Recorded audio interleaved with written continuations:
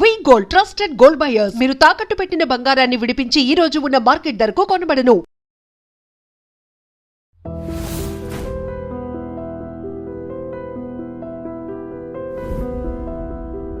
నమస్తే, నేను Kavitha. Welcome to I dream news and నిజాలు. తమిళనాడులో కంప్లీట్గా, వెస్ట్ బెంగాల్లో ఫస్ట్ ఫేజ్లో జరిగినటువంటి పోలింగ్ అనేది పర్సంటేజెస్ విపరీతంగా పెరిగాయి. గతంలో జరిగినటువంటి ఎన్నికలతో పోలిస్తే భారీగా ఓటర్ల నమోదు జరిగింది. ఇందులోనూ ప్రధానంగా స్పెషల్ ఇంటెన్సివ్ రివిజన్ జరిగిన తర్వాత ఓటర్లను తొలగించారు అనేటువంటి ఆందోళనలు వచ్చిన తర్వాత కూడా 93 and 96 పోల్ పర్సంటేజ్ నమోదవడంతో పాటుగా నెంబర్స్ కూడా అక్యురేట్గా ఉన్నాయి అనేటువంటి మాటలు కూడా వినిపిస్తున్నాయి. ఈ నేపథ్యంలోనే నెక్స్ట్ గవర్నమెంట్స్ ఏవి ఫామ్ చేయబోతున్నాయి, మార్పు ఏదైనా ఉంటుందా అనేటువంటి అంచనాలు, విశ్లేషణలు కూడా వస్తున్నాయి. ఓవరాల్గా ఈ హైయెస్ట్ పోల్ పర్సంటేజ్ దేనికి సంకేతం? మనతో పాటుగా ఉన్నారు సీనియర్ జర్నలిస్ట్ సురేష్ కొచ్చతిల్ గారు. సార్ నమస్తే. మనం గతంలో మాట్లాడుకున్నప్పుడు స్పెషల్ ఇంటెన్సివ్ రివిజన్ వచ్చింది, మా దగ్గర ఉన్నటువంటి ఓటర్లందరినీ తొలగించేస్తున్నారు అనేటువంటి ఒక ఆందోళనలు. సార్ వెళ్ళిపోవాలి, అధికారులు మా దగ్గర ప్రవేశించొద్దు అని చెప్పినటువంటి ఆ రెండు స్టేట్స్లో కూడా నిన్న పోలింగ్ అనేది జరిగింది. సో ఆ pole percentage, voter turnout, absolute voters, ఈ లెక్కలు చూస్తే ఏమనిపిస్తుంది మీకు? ఇప్పుడు మనం ఎస్ఐఆర్ జరిగినప్పుడు వెస్ట్ బెంగాల్లో మనం చూసా ఆల్మోస్ట్ 1 కోటి మంది దాకా, 97 lakhs దాకా తీసేశారు లిస్ట్ నుంచి. దాంట్లో 27 లక్షల మంది ఇంకా అడ్జుడికేషన్లో ఉన్నారు, కానీ వాళ్ళు ఈసారి ఓట్ చేయలేరు. కానీ అబ్సల్యూట్ నెంబర్ ఆఫ్ ఓటర్ చూస్తే, ఎందుకంటే west Bengal last time I think it was 6-7 ఫేజ్లో జరిగింది లాస్ట్ టైం. ఈసారి 2 ఫేజ్లు ఉన్నాయి. 157 సీట్లు ఈసారి ఓటింగ్ జరిగింది. సో అబ్సల్యూట్ నంబర్స్, పర్సంటేజ్ మనం చూడకూడదు, ఎందుకంటే పర్సంటేజ్ ఒక మిస్లీడింగ్ నెంబర్ ఉంటుంది. ఇప్పుడు మీరు 10% మందిని తీసేశారనుకోండి, ఇప్పుడు వెస్ట్ బెంగాల్లో 10% మందిని లిస్ట్ నుంచి తొలగించినప్పుడు ఆటోమేటిక్గా 10% ఎక్కువ అవుతుంది నెక్స్ట్ టైం. సో పర్సంటేజ్ మీ స్టాటిస్టికల్ పాసిబిలిటీ అనమాట. 100 is as to 80, is as to 90, is as to what అని వస్తుంది. So obviously it will increase, number increase అవుతుంది, బికాజ్ మీరు చిన్న బేస్ మీద ఆపరేట్ చేస్తున్నారు. అదన్నప్పుడు కూడా వెస్ట్ బెంగాల్లో ఈసారి ఫస్ట్ ఫేజ్లో జరిగిన ఎలక్షన్ 2021తో కంపేర్ చేస్తే అప్పుడు 3.1 crore, 3 కోట్ల అని చెప్పొచ్చు, కొంచెం ఎక్కువ, 3.1 crore. ఈసారి 3.3 crores, 3 కోట్లు 30 లక్షలు అని చెప్పొచ్చు. ఇక్కడ 3 కోట్లు 10 లక్షలు ఆ టైంలో ఇది జరిగింది ఈసారి. అంటే ఒక ఎక్సెస్గా ఒక almost 0.2 crores has increase 20 lakhs. తమిళనాడులో 4.9 crores ఈసారి ఓట్ చేశారు, లాస్ట్ టైం 4.6. తమిళనాడు కంప్లీట్గా ఈసారి అయిపోయింది ఎలక్షన్, ఫేజెస్ లేవు, ఒక్కటే ఫేజ్ ఉంది అక్కడ.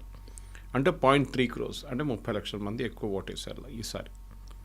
కానీ తమిళనాడులో మనం పక్కన పెట్టి ఫస్ట్ వెస్ట్ బెంగాల్ చూద్దాం, ఎందుకంటే వెస్ట్ బెంగాల్లో ఫస్ట్ ఫేజ్లో జరిగిన దాంట్లో చాలా మటుకు మైనారిటీ డామినేటెడ్ కాన్స్టిట్యున్సీస్ ఉన్నారు. ఈ మైనారిటీ డామినేటెడ్ కాన్స్టిట్యున్సీ మనకు తెలుసు మోస్ట్లీ తృణమూల్కి ఫేవర్ చేస్తారు. వెస్ట్ బెంగాల్ హిస్టరీ ఎలక్షన్ చూస్తే కూడా మమతా బెనర్జీ ఏ రోజు కాంగ్రెస్ నుంచి బయటకు వచ్చి తృణమూల్ కాంగ్రెస్ ఫామ్ చేసిందో, ఆమె ఫస్ట్ ఏమి ఉండే అంటే వెస్ట్ బెంగాల్లో ఉన్న సిపిఎం వాళ్ళ ఓట్ తీసుకెళ్ళిపోవాలని ఆమె సరిగా కష్టపడేది 10 సంవత్సరాలు. 2001 నుంచి షీ రియలీ వర్క్డ్ హార్డ్. 2011 వచ్చిన దాకా ఆమె కొంచెం రిజల్ట్ రావడం మొదలుపెట్టింది. తో ఫస్ట్ కమ్యూనిస్ట్ పార్టీ ఓట్లు, తర్వాత కాంగ్రెస్ ఓట్లు తీసుకెళ్ళిపోయారు. సో మమతా బెనర్జీ 2011, 2016, 2021 3 సార్లు గెలిచింది ఆమె ఎప్పుడు ఆమె ఓట్ పర్సంటేజ్ మీరు చూస్తే తృణమూల్ కాంగ్రెస్ది 40-41%, 40-41 ఇదే ఉంటుంది, ఎప్పుడు మార్చలేదు. అదే టైంలో బీజేపీ 2011లో వాళ్ళు 10% ఉండే వాళ్ళ ఓట్ పర్సంటేజ్, 10%. అంటే మిగతా 30, ఆల్మోస్ట్ 20-25% కమ్యూనిస్ట్ అండ్ కాంగ్రెస్ వాళ్ళ దగ్గర ఉండే. ఇది మమతా బెనర్జీ తీసుకెళ్ళిన తర్వాత కూడా, మమతా బెనర్జీ 40% తీసుకెళ్ళిన తర్వాత కూడా కాంగ్రెస్ కమ్యూనిస్ట్ వాళ్ళు 2016 ఎలక్షన్లో వాళ్ళు కొంచెం మెయింటైన్ చేసుకున్నారు, 2011లో కూడా మెయింటైన్ చేసుకున్నారు. కానీ 2016కి వచ్చేదాకా బీజేపీ వాళ్ళ గ్రాఫ్ క్లైంబ్ చేయడం మొదలుపెట్టింది. ఫస్ట్ బీజేపీ ఏం చేశారంటే ఈ కమ్యూనిస్ట్ వాళ్ళది కాంగ్రెస్ వాళ్ళు ఓట్ అంతా తీసుకెళ్ళిపోయారు. అంటే యాంటీ మమతా బెనర్జీ ఓట్స్, సిపిఎంలో ఉన్నది మమతాకి వెళ్ళలేని ఓట్స్ బీజేపీకి వచ్చేసింది. అప్పుడే మీకు తెలిసిపోతుంది కమ్యూనిస్ట్ పార్టీ వాళ్ళ లాయల్టీ అంతా చాలా థిన్గా ఉండేదనేది. మీరు ఇదే కంపారిజన్ కేరళతో చేస్తే అక్కడ కమ్యూనిస్ట్ పార్టీ అంటే ఫ్యామిలీ ఓట్ వేస్తారు, అంటే వాళ్ళ గ్రాండ్ ఫాదర్ కొడుకు లేకుంటే కూతురు అట్లా కంటిన్యూస్ ఉంటుంది అనమాట. అమ్మగారు కూడా ఉండొచ్చు నడిమి. యాక్చువల్గా రాజకీయాల్లో ఆ లెగసీ అనేది ఉంటుంది, ఓటర్లలో కూడా అదే కంటిన్యూ అవుతుంది, లాయల్టీ అంటారు అది. మీరు బిలీవ్ చేయరు, కేరళలో కొన్ని గ్రామాలు ఉన్నాయి, అక్కడ ఆల్మోస్ట్ 2016 దాకా బీజేపీ క్యాండిడేట్ కూడా అక్కడ నామినేషన్ కూడా వేయలేరు, అట్లాంటి పరిస్థితి ఉంటాయి.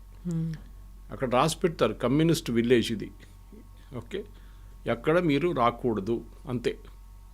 మీరు వెళ్ళి ఓటేస్తే, మీరు వెళ్ళి నామినేషన్ కూడా వేస్తే మీకు కాలు చేతులు ఉండవు, అట్లాంటి పరిస్థితి ఉంటుంది, చంపేస్తారు అది.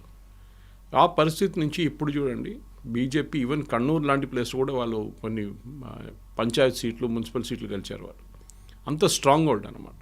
కానీ కేరళలో ఆ డైల్యూషన్ జరగట్లేదు ఎక్కువ. ఇప్పుడు కూడా చాలా మటుకు కమ్యూనిస్ట్ పార్టీలో ఉన్న వాళ్ళు ఇంకా కమ్యూనిస్ట్ పార్టీలో ఉన్నారు అక్కడ. దానికోసం కమ్యూనిస్ట్ పార్టీ కాంగ్రెస్ అంటే ఎల్డీఎఫ్ యూడీఎఫ్ అని గెలుచుకుంటూ వస్తారు అక్కడ. కానీ వెస్ట్ బెంగాల్లో కంప్లీట్గా వైప్అవుట్ అయిపోయారు. ఇప్పుడు కమ్యూనిస్ట్ పార్టీ అనే పార్టీ లేదు. ఇన్ఫ్యాక్ట్ నిన్న రాహుల్ గాంధీ గారి స్పీచ్ చూస్తే లాస్ట్లో ఆయన ఒక స్టేట్మెంట్ కూడా ఇచ్చారు, కావాలని చెప్పి టీఎంసీ మమ్మల్ని బయటికి తోసేయడానికి, సిపిఎం బయటికి తోసేయడానికి మమ్మల్ని వాళ్ళ ఓట్లంతా బీజేపీకి ఇచ్చేస్తున్నారు అని. అది కాదు యాక్చువల్లీ. సిద్ధార్థ శంకర్ రే, డాక్టర్ బీసీ రావు ఇట్లాంటి పెద్ద పెద్ద నేతలు ఉన్న కాంగ్రెస్ పార్టీ ఇవాళ వెస్ట్ బెంగాల్లో జీరో అయిపోయారు. ఫస్ట్ కమ్యూనిస్ట్ వాళ్ళు తీసుకెళ్ళిపోయారు మొత్తం ఓట్లు వాళ్ళది. అప్పుడు కూడా కొంచెం వాళ్ళు ఒక 10% దాకా వాళ్ళ దగ్గర ఉండే, మోస్ట్లీ ముస్లిం ఓట్ బ్యాంక్. ఈసారి కూడా ముస్లిం ఓట్ బ్యాంక్ మమతా బెనర్జీతోనే వెళ్తున్నారు. బీజేపీ ఎప్పుడు ఒక హోప్ ఏమిటంటే, మేము కాంగ్రెస్ వాళ్ళ ఓటు తీసుకున్నాము, కానీ మాకు ఒక ఏంటి ఎక్స్పెక్టేషన్ ఏంటంటే కాంగ్రెస్ ఓట్ పెరిగితే బాగుంటుంది, that will be Muslim oats which will come from Mamata Banerjee party. కానీ అది జరగట్లేదు. Mamata Banerjee party Muslim vote bank retain చేసుకుంటున్నారు. ఈ పరిస్థితిలో ఉన్నప్పుడు మనం ఈసారి జరిగిన డిలీషన్ చూడాల్సింది కవిత గారు. In fact I was looking at the total votes చూస్తున్నాను, ఎన్ని ఓట్లు పడ్డది. ఒకవైపు నుంచి చూస్తే మనం చాలా మట్టుకు మీరు వెస్ట్ బెంగాల్లో ఈసారి కూచ్ బీహార్ తీసుకోండి, which is again BJP strong hold, కానీ అక్కడ డిస్ట్రిక్ట్ నడియా, అక్కడ కూడా కమ్యూనిస్ట్ పార్టీ తృణమూల్ కాంగ్రెస్ కొంచెం పట్టుంది, బీజేపీ కూడా ఉంది. అక్కడ ఈసారి 96% vote, 96% minority dominate. Alipurduar which is BJP stronghold, అక్కడ 92%. ఇది నార్త్ 24 పర్గనాస్లో వస్తుంది. Jalpaiguri again stronghold of BJP అన్నమాట. అక్కడ కూడా ఫేజ్ 1లో ఇప్పుడు 94%. ఆలోచించండి, మన యావరేజ్ 92 అని చూస్తున్నాం, కానీ Kalimpong which is a part of Darjeeling Siliguri ఆ ఏరియాలో అక్కడ కొంచెం తక్కువ, 83 పడ్డది. డార్జిలింగ్ ఇస్ 88. ఉత్తర్ దినాజ్పూర్ అగైన్ హుగ్లీ దగ్గర Muslim stronghold 94%. Dakshin Dinajpur again it is a very strong Muslim power. కొన్ని కాన్స్టిట్యున్సీలు అయితే మీరు మాల్డా ముషీదాబాద్ వస్తే 60% ముస్లిం పాపులేషన్ ఉన్నారు అక్కడ, 60% దాకా ఉన్నారు, 40 to 60%. అంటే మీరు ఒక ముస్లిం పార్టీకి రావాల్సిన ఓట్లు ఉంటే they will win out right. దానికి మీరు చూసిన మమతా బెనర్జీ పార్టీ 126 స్థానాలు around Calcutta, south Parganas, north Parganas మొత్తం క్యాల్కులేట్ చేస్తే 126 స్థానాల్లో వారు మినిమం 80 సీట్లు గెలుస్తున్నారు ఎప్పుడు. అక్కడి నుంచి వాళ్ళ సాలిడ్ బేస్ ఉందన్నమాట. ఈ లాస్ట్ టైం 215 సీట్లు గెలిచినప్పుడు ఈ మెయిన్ బేస్ వాళ్ళకు 1/3 ఆఫ్ ద సీట్స్ ఇక్కడి నుంచి వస్తుంది వాళ్ళకి. మిగతా 2/3 చూసుకుంటే చాలు వాళ్ళు. ఇన్ఫ్యాక్ట్ మిగతా 2/3 కూడా అక్కర్లేదు, మెజారిటీకి ఇంకొక 80 సీట్లు చాలు. అది మమతా బెనర్జీ సీక్రెట్ అన్నమాట. ఇది బీజేపీ బ్రేక్ చేయలేకపోతుంది. కానీ మనం చూడాల్సిందంటే ఈసారి ఎస్ఐఆర్లో జరిగిన డిలీషన్స్ గురించి చూడాలి. ఎందుకంటే లాస్ట్ టైం మనం ఈ కాన్స్టిట్యున్సీలు అన్నీ చూస్తే టోటల్ ఓట్స్ పడ్డది ఎంత అని చూస్తే బీజేపీకి లాస్ట్ టైం 38% ఓట్లు పడ్డది, 38.15. తృణమూల్ కాంగ్రెస్కి ఏమో అది 48.48 అని పెట్టుకోవచ్చు. That is the total number of votes fold అన్నమాట. కానీ అది ఉన్నప్పుడు కూడా మనం ఈసారి జరిగిన డిలీషన్స్ చూస్తే కవిత గారు, ఈ టోటల్ డిలీషన్స్ యావరేజ్ తీస్తే ఈ మైనారిటీ డామినేటెడ్ కాన్స్టిట్యున్సీలో అరౌండ్ 20,000 ఓట్లు, ప్రతి కాన్స్టిట్యున్సీలో 20,000 ఓట్లు డిలీట్ అయినాయి. ఇప్పుడు చూడాల్సింది ఏంటంటే మార్జిన్ లాస్ట్ టైం ఉన్న విన్నింగ్ లూజింగ్ మార్జిన్ చూసుకుంటే 20,000 ఓట్ల కన్నా తక్కువ మార్జిన్లో గెలిచిన క్యాండిడేట్ ఉంటే they are in a very bad shape. వాళ్ళకి ఈసారి ఎలక్షన్ చాలా డేంజర్ ఉంటుంది వాళ్ళ వైపు అన్నమాట. అదే టైంలో మీరు చూస్తే ఈ బీజేపీ వీళ్ళ నడిమిట్లో ఉన్న డిఫరెన్స్ కూడా మనం చూడాల్సి వస్తుంది. ఎంత వచ్చింది లాస్ట్ టైం, ఎంత బీజేపీకి వచ్చింది, ఎంత వీళ్ళకి వచ్చింది అనమాట. సో ఈసారి మనం చూస్తాం ఈ ఇంటెన్సివ్ రివిజన్ తర్వాత చాలా మటుకు వెస్ట్ బెంగాల్లో ఈ Matua community which is a Hindu scheduled caste community, వీళ్ళు బంగ్లాదేశ్ నుంచి వచ్చారు. వాళ్ళకేం జరిగిందంటే 2011లోకి వాళ్ళ సిటిజన్షిప్ లేకుండే, దానికన్నా ముందు కూడా లేకుండే. ఒకసారి సిఐఏ పాస్ చేసినప్పుడు, సిటిజన్షిప్ అమెండ్మెంట్ యాక్ట్ పాస్ చేసినప్పుడు వాళ్ళకు ఒక అష్యూరెన్స్ ఏమి ఇచ్చారంటే మీకు సిటిజన్షిప్ ఇచ్చేస్తాము. ఎందుకంటే బై డెఫినేషన్ సిటిజన్షిప్ అమెండ్మెంట్ యాక్ట్లో మైనారిటీ అంటే Jain, Buddhist, Sikh, Christian and Hindus Afghanistan, Pakistan, Bangladesh నుంచి పారిపోయి వచ్చిన వాళ్ళకి సిటిజన్షిప్ ఇస్తారు. కానీ మీకు తెలిసిన మనందరూ తెలిసిన సిఏఏ లా పాస్ చేసిన తర్వాత కూడా, చట్టమైన కూడా దాని రూల్స్ ఫ్రేమ్ చేయడానికి 5 సంవత్సరాలు తీసుకున్నారు. అది ఎందుకో తెలియదు. That is the big mistake. BJP వాళ్ళు 5 సంవత్సరాలు తీసుకున్నారు గవర్నమెంట్. ఇప్పుడు ఆ రూల్స్ ఫ్రేమ్డ్ ఉంది. చాలా మటుకు మటువా కమ్యూనిటీలో ఉన్న లీడర్స్, ఒక లీడర్ అయితే I think he's the part of the union cabinet also, వాళ్ళది ఠాకూర్ కమ్యూనిటీ వాళ్ళు. వాళ్ళ వైపు నుంచి ఫస్ట్ బీజేపీకి ఓటేశారు. మీరు చూస్తే 2014 ఎలక్షన్ తర్వాత 2000 మోదీ గారు గెలిచిన ఎలక్షన్, 2019 వచ్చినప్పుడు బీజేపీకి మెజారిటీ 18 సీట్స్ అక్కడి నుంచి వచ్చింది. వీళ్ళ ఓట్లతో వచ్చింది లోక్సభకి. ఎప్పుడైనా కానీ బీజేపీకి సపోర్ట్ ఉండే మతువా కమ్యూనిటీకి ఈసారి కూడా మొత్తం సిటిజన్షిప్ ఇవ్వలేదు. ఐ థింక్ అప్రాక్సిమేట్లీ అరౌండ్ 10 నుంచి 15% మందికి ఎప్పుడు కూడా సిటిజన్షిప్ వచ్చింది. కానీ అమిత్ షా గారు అష్యూరెన్స్ ఇచ్చారు, no we will give you citizenship 100% అని చెప్పి. చాలామందికి ఎస్ఎంఎస్ఎస్ కూడా వచ్చినాయి. That is after election. ఈసారి మీరు ఓటు వేయలేకపోతారు, కానీ నెక్స్ట్ టైం 100% మీకు ఓటు ఉంటుంది. వీళ్ళందరిలో ఒక భయం ఏముందంటే కవిత గారు, అది I was listening to Shekhar Gupta garu, he was giving a very interesting analogy. అంటే ఈ బంగ్లాదేశ్ నుంచి మీరు ఈ ఫామ్ ఫిల్అప్ చేస్తున్న సిటిజన్షిప్ అమెండ్మెంట్ యాక్ట్లో మీ అడ్రస్ చెప్పాల్సి వస్తుంది, బంగ్లాదేశ్ నుంచి ఎక్కడి నుంచి వచ్చారు మీరని. ఓకే, సపోజ్ మీకు సిటిజన్షిప్ రాకపోతే మిమ్మల్ని తీసి పంపించేస్తారు. దిస్ ఈజ్ ద ఫియర్ అన్నమాట. కానీ హిందూ కమ్యూనిటీగా ఫియర్ ఉండకూడదు, ఎందుకంటే వాళ్ళు అక్కడి నుంచి పారిపోయారు వచ్చారంటే వాళ్ళకి ఆటోమేటిక్ సిటిజన్షిప్ వచ్చేస్తుంది. అది మైనారిటీలుగా ఉన్నారు కాబట్టి, minority as much as Hindu, Jain, Sikh, Parsi, Christian, Muslim లేదు. There is no Muslims. దానికోసం కదా కాంగ్రెస్, ఎంఐఎం ఇంత పెద్ద గొడవ చేశారు. పాకిస్తాన్లో ఉన్న ముస్లింని అక్కడున్న గవర్నమెంట్ ఎందుకు హెరాస్ చేస్తారు? వాళ్ళు చేయరు కదా. బంగ్లాదేశ్లో ఉన్న ముస్లింని అక్కడున్న గవర్నమెంట్ హెరాస్ చేయరు, హిందువుని చేస్తున్నారు. దానికోసం వాళ్ళకి గవర్నమెంట్ ఆఫ్ ఇండియా అంటున్నారు. ఇన్ఫ్యాక్ట్ ఫస్ట్ టైం ఈ కాన్సెప్ట్ ప్రపోజ్ చేసింది మోహన్ దాస్ కరమ్చంద్ గాంధీ. ఆయన ఇండిపెండెన్స్ టైంలో ఒక అష్యూరెన్స్ ఇచ్చారు దట్ హిందువులు ఎక్కడికి వెళ్తారు, పాకిస్తాన్లో ఉన్న హిందువులు, ఈస్ట్ పాకిస్తాన్లో ఉన్న హిందువులు, ఆఫ్ఘనిస్తాన్ హిందువులు ఎక్కడికి వెళ్తారు? వాళ్ళు మన దేశంకి వస్తారు కదా, ఇంకెక్కడ వెళ్తారు? వాళ్ళు యూరోప్కి వెళ్ళలేరు, సౌదీ అరేబియాకి వెళ్ళలేరు, వాళ్ళు అమెరికాకి వెళ్ళలేరు. వాళ్ళు రావాలంటే భారతదేశానికి రావాలి. So we should always be prepare to receive them అని చెప్పిన మనిషి మోహన్ దాస్ కరమ్చంద్ గాంధీ. కానీ దాని తర్వాత ఇప్పుడు ఈ సిఏ గొడవలోనే మతువా కమ్యూనిటీ వాళ్ళు చాలా మటుకు స్ప్లిట్ అయిపోయారు. కొంతమంది టీఎంసీకి వెళ్ళి ఓటేస్తారు లాస్ట్ టైం. కానీ ఈసారి ఏం జరుగుతుందో మనకు తెలియదు. ఇన్ఫ్యాక్ట్ చాలా మటుకు డిలీషన్ మటో కమ్యూనిటీ వైపు నుంచి కూడా జరిగింది హిందువుల్లో. So it's not just Muslim minority క్యాండిడేట్స్ని డిలీట్ చేశారు, ఈవెన్ హిందూ క్యాండిడేట్స్ కూడా డిలీట్ చేశారు. ఇప్పుడు ఈ టీఎంసీ వాళ్ళకి ప్రాబ్లం ఏంటంటే ఈ మైనారిటీ కాన్స్టిట్యున్సీలో డిలీషన్స్ తర్వాత మీరు చెప్పినట్టు 93-94% ఓటు పడ్డది. అక్కడ కూడా అందరు వచ్చి ఓటు వేస్తారా, లేకుంటే హిందువులు అక్కడ కొంచెం ఏం చెప్తారు, ఒక డివిజన్ ఆఫ్ ఓట్స్ జరిగింది. ఓకే, దట్ ఈస్ హిందువులు సపరేట్, ముస్లిమ్స్ సపరేట్ అని చెప్పి ఒక కాన్సెప్ట్ అక్కడ వచ్చేసింది. దాంతోపాటు అక్కడ కూడా ఓట్లు పడ్డదా లేదా అని ఈసారి చూసుకోవాలన్నమాట. అది ఉంటే, ఎందుకంటే ఇదంతా it requires real scientific calculation. Exactly. And on the ground Mamata Banerjee is a fighter, దాంట్లో డౌట్ లేదు. ఆమె మీరు 2001 నుంచి కూడా చూడండి, ఆమె యాటిట్యూడ్ అది ఉంటుంది. గ్రౌండ్ లెవెల్లో దిగి ఆమె ఫైట్ చేస్తుంది. కానీ ఆమె వ్యతిరేకంగా లాస్ట్ 3 టర్మ్స్ ఆమె సర్వ్ చేసింది, 15 సంవత్సరాల నుంచి పరిపాలిస్తుంది. సో ఆమె వ్యతిరేకత చాలా ఉంది. ఆమె ఆర్జీ కార్ కేసు కానివ్వండి, సందేశ్ ఖాళీ కానివ్వండి, ఇట్లాంటి చాలా మటుకు నెగటివ్ ఒకటి ఉంది. ఆర్జీ కార్లో medical college student medical college student వాళ్ళ అమ్మ పోటీ చేస్తున్నారు బీజేపీ టికెట్ మీద. సో అట్లాంటి law and order Mamata Banerjee వ్యతిరేకంగా చాలా పెద్ద. కానీ మమతా బెనర్జీ అక్కడ చేస్తున్న వెల్ఫేర్ స్కీమ్స్ మహిళలకి స్పెషలీ అది చాలా మటుకు పనిచేస్తుంది. అది మీరు ప్రతి స్టేట్లో చూస్తున్నారు. నితీష్ కుమార్ గారు బీహార్లో ఇంప్లిమెంట్ చేసినప్పుడు, దేవేందర్ ఫడ్నవీస్ గారు మహారాష్ట్రలో ఇంప్లిమెంట్ చేసినప్పుడు, హర్యానాలో బీజేపీ ఇంప్లిమెంట్ చేసినప్పుడు, ఇది కరెక్ట్ ఎలక్షన్ టైంకి చేశారు, పనికి వచ్చింది. మమతా బెనర్జీ అట్లా కాదు. మమతా బెనర్జీ ఒక 10 సంవత్సరాలు చేసుకుంటూ వస్తుంది. ఇది మనం ఏం చూడాలంటే ఎప్పుడు అడ్వాంటేజ్ ఏంటంటే కవిత గారు, ఒక రూలింగ్ పార్టీకి ఎప్పుడు అడ్వాంటేజ్ ఉంటుంది.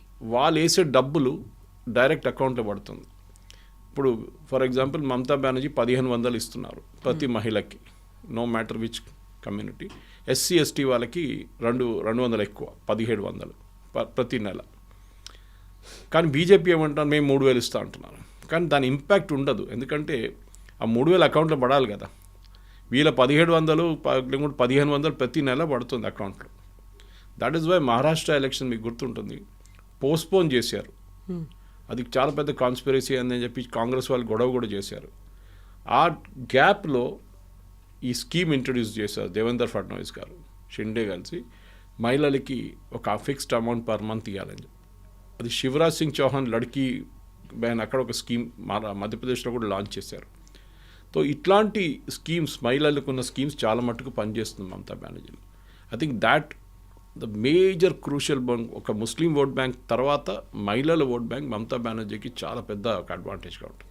అండ్ తమిళనాడులో కూడా 93% పోల్ పర్సంటేజ్ టర్న్అవుట్ అయింది అనుకున్నప్పుడు అక్కడ కీలకంగా ఉన్నటువంటి ఫ్యాక్టర్స్ ఏంటి? మేనిఫెస్టో లాస్ట్ మినిట్లో కూడా మేనిఫెస్టో యాడ్ చేశారు, హామీలు అనేవి ఇస్తూ వచ్చారు.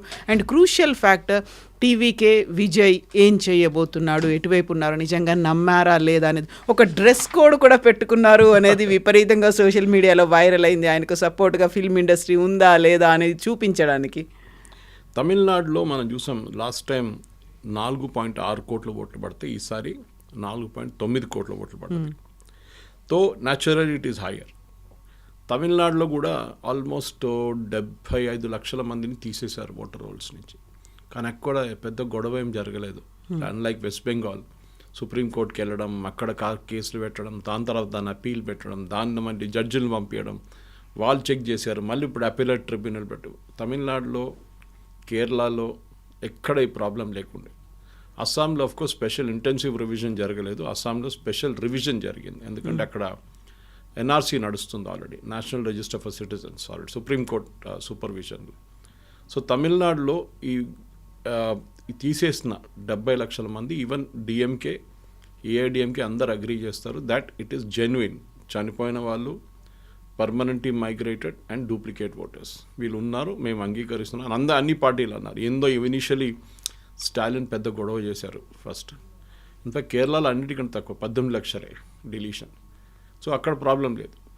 కానీ ఈసారి మీరు చెప్పినట్లు ఇంట్రెస్టింగ్ కాంటెస్ట్ ఏంటంటే, ఒకటి తమిళనాడులో ఎప్పుడు ఒకసారి డిఎంకే గెలుస్తే నెక్స్ట్ ఏఐడిఎంకే గెలుస్తే నెక్స్ట్ డిఎంకే, ఇది ఆల్టర్నేట్ అవుతూ ఉంటుంది.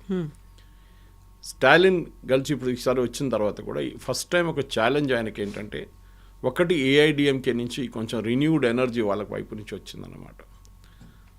పళనిస్వామికి ఇప్పుడు దాకా ఓపీఎస్ గారు ఉన్నప్పుడు దాకా ప్రాబ్లం ఉండే, వాళ్ళ నడిమిట్లోనే పార్టీ స్ప్లిట్ అవుతుండే, పార్టీ లోపల చాలా గొడవ ఉండే. So OPS garu he has left join DMK alliance. ఇప్పుడు తమిళనాడులో మీరు చూస్తే major parties of course DMK, AIADMK, వాళ్ళతో ఇటువైపు కాంగ్రెస్, అటువైపు బీజేపీ. వీళ్ళ నడిమిట్లో కూడా మీరు చూస్తే ఓటింగ్ పర్సంటేజ్ చాలా నేరోగా ఉంది ఇప్పుడు కొన్ని సంవత్సరాల్లో, లాస్ట్ 2 ఎలక్షన్స్లో, 2 ఎలక్షన్స్లో. కానీ లోక్సభ ఎలక్షన్స్కి ఒక నెంబర్ వస్తుంది, అసెంబ్లీ ఎలక్షన్స్కి ఇంకో నెంబర్ వస్తుంది. అది ఆబ్వియస్ అంతే. లోక్సభకు వచ్చినప్పుడు మోదీ గారికి ఓటేస్తారు, అక్కడ వచ్చినప్పుడు దాన్ని it goes to the local level అనమాట, రీజనల్ పార్టీ వైపే ఉంటారు అని. ఎందుకంటే మనం చూస్తాం ఇటువైపు మీకు అన్బమణి రామదాస్ వాళ్ళ పార్టీ ఇటువైపు ఉంటే, అటువైపు వీసీకే ఉన్నారు, షెడ్యూల్ కాస్ట్ వాళ్ళ మైనారిటీ దళిత్ పార్టీ ఉంటుంది. అదే టైంలో కాంగ్రెస్ వైపు నుంచి ఉన్న పార్టీలు చూస్తే ఇటువైపు బీజేపీ వెళ్ళి హిందూ ఓట్లు తీసుకొస్తారు వాళ్ళు.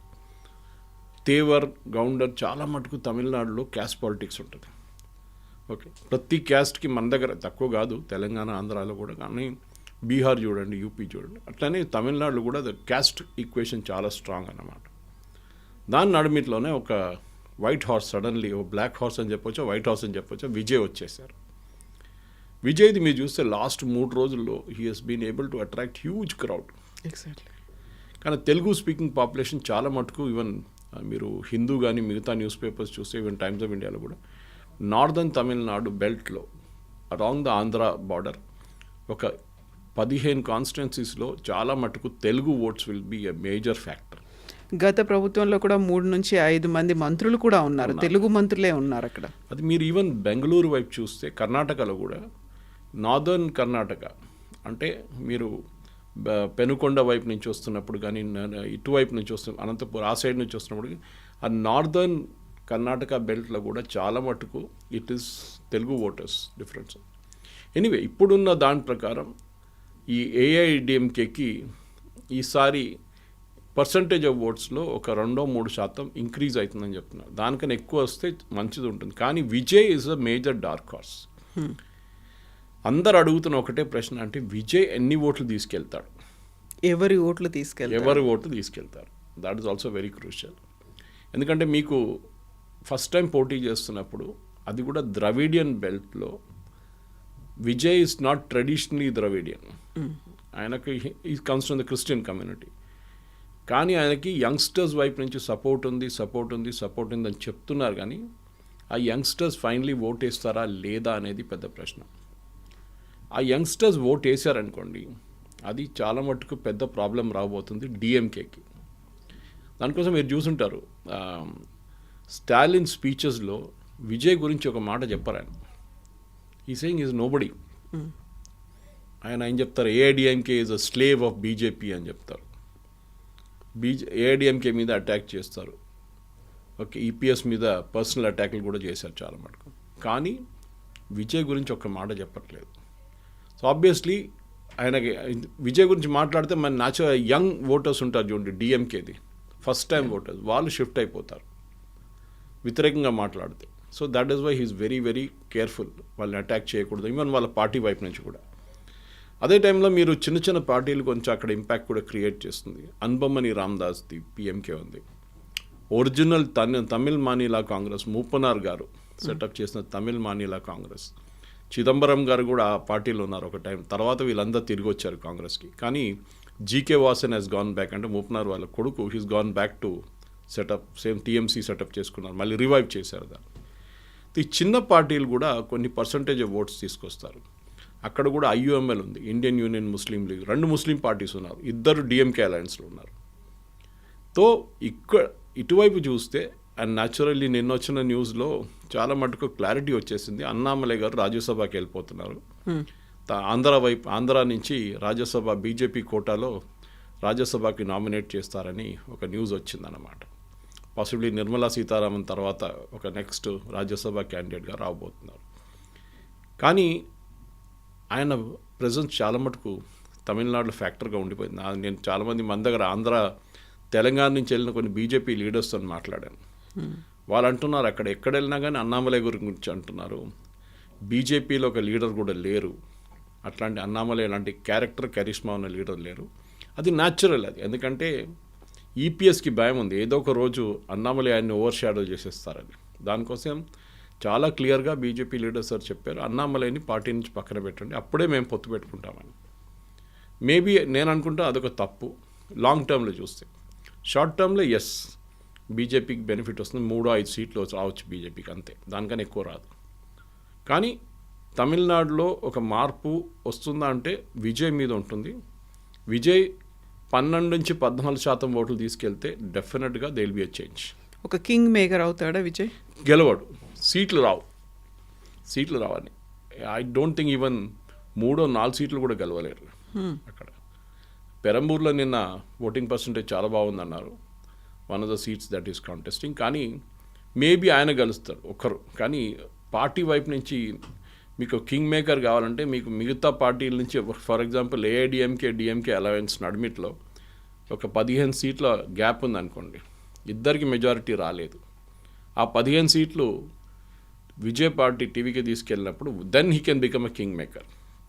యూ కెన్ ఇన్సిస్ట్ అలయన్స్లో నేనే మేజర్ పార్ట్నర్, నాకు డిప్యూటీ సీఎం ఇవ్వండి, ఏదని చెప్పొచ్చు అప్పుడు. కానీ మీకు 2-3 సీట్లు వస్తే మిమ్మల్ని ఎవరు పట్టించుకోరు.